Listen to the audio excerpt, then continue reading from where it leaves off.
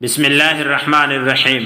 محترم سامعین، آج ہم حاضر ہوئے ہیں آپ کے لیے ایسی دعا لے کر جو ہر قسم کے درد کو ختم کرنے کے لیے ایک عجیب و غریب، نادر اور بہترین دعا ہے۔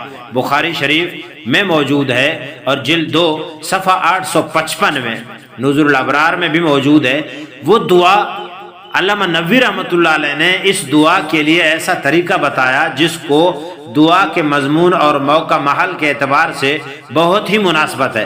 فرماتے ہیں دعا پڑھنے والا سب سے پہلے اپنی شہادت کی انگلی پر کچھ تھوک لے لے اور پھر انگلی کو مٹی پر لگائے۔ اس کے بعد اسی انگلی کو درد والی جگہ پر گھماتے ہوئے مذکورہ دعا تاک عدد میں پڑھتا رہے۔ انشاءاللہ چند مرتبہ ایسا کرنے سے اللہ تعالی اس کی تکلیف کو دور فرما دیں گے۔ دعا یہ ہے: بسم اللہ تربت ارضنا بریقۃ بعضنا یشفی سقیمنا۔